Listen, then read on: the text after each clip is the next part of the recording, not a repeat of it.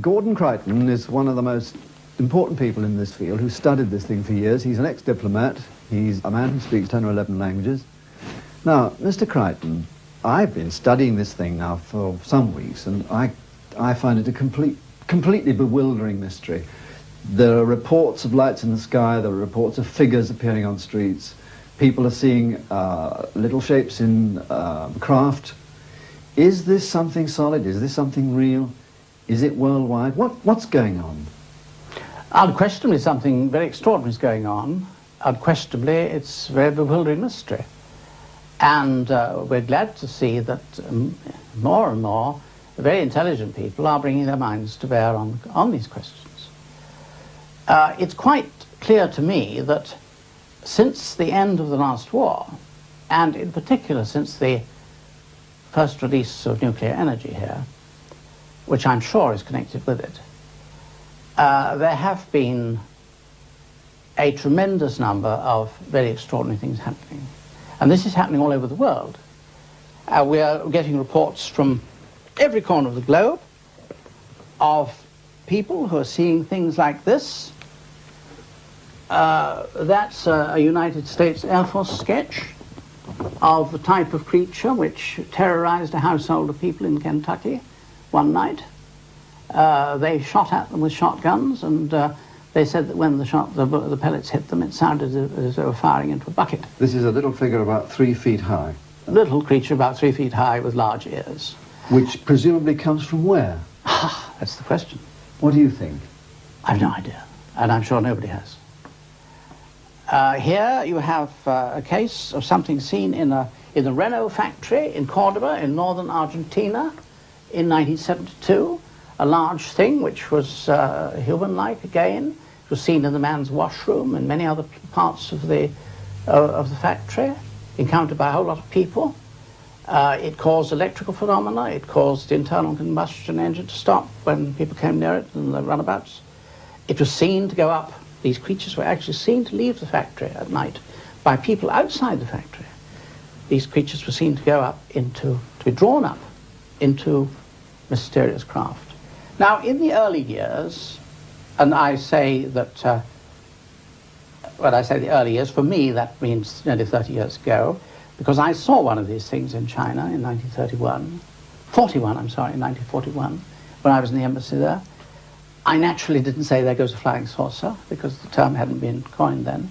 But I did think I'd seen something very extraordinary. And I never forgot what I'd seen.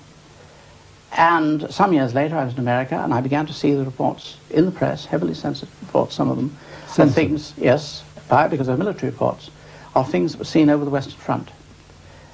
And my files began then, and this house is bulging now with files. We have a lot of evidence of people being maltreated. We have a lot of evidence of cases of people who've been killed, who've been burnt badly by radiation, by unknown forms of rays.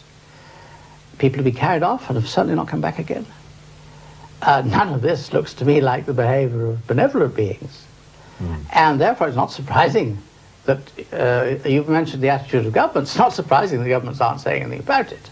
And I don't want to go on record as being critical of the governments for their view. I think it's a very serious matter. I think it is not one that one can bring to the attention of everybody. In other words, you're telling me there's a deliberate plan to keep this away from people? I'm sure, and I think very wisely. Because if many people knew what I know about it, from my study of it over many years, they might be very alarmed. We have many cases on record of cattle being taken.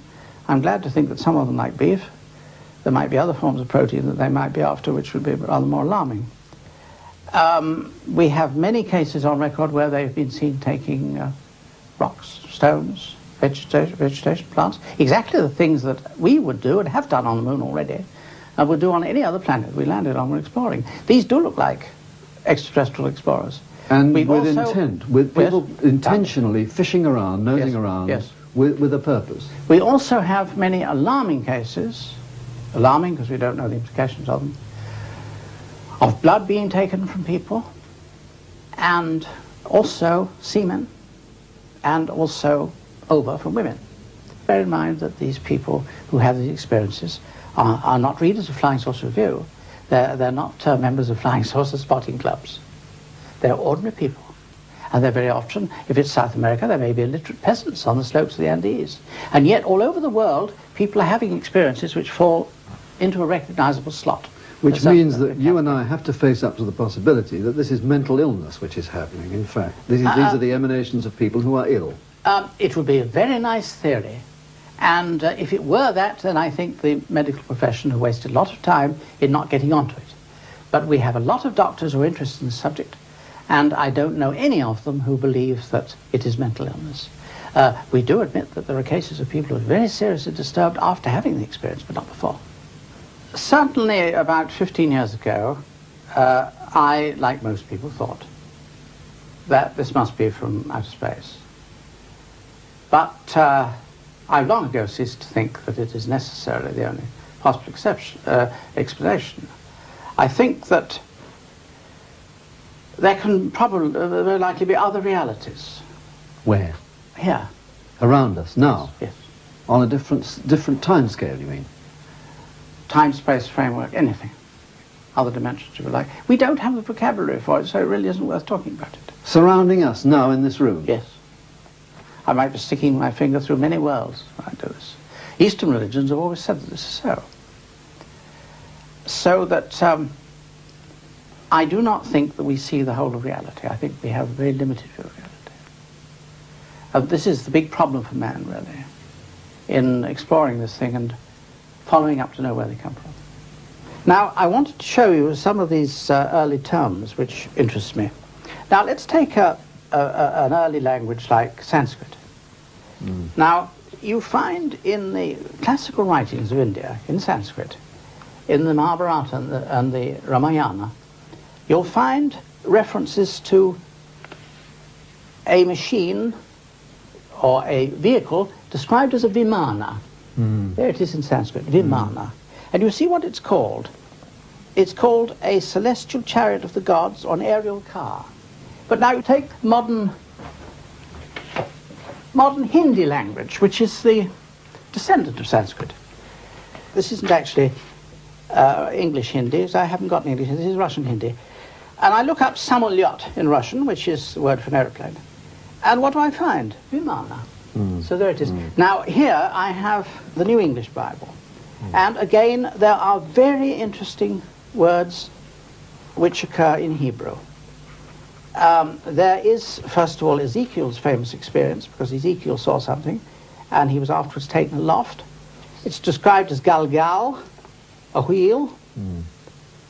And, of course, you have... One objection to this that I've read is that Ezekiel saw a vision and not a thing. Well, I can only tell you that a man in America, I forget his name at the moment, but he is a space scientist, has just written a very convincing book about it. And he fully, it's out in paperback in this country. And is it Blumrich? I think his name is Blumrich. He fully accepts the thesis that this is an attempt by a member of a non-technological society to describe what we would call some kind of machine. I think, in fact, that we're going to find out, if we are given time to find it out, that, first of all, that we are not the first humanity that has been on this planet anyway. There have been quite a number of others that have come unstuck or been wiped out. Secondly, that man is not just the product of chance, of the ordinary workings out of blind evolution. He's that plus something else.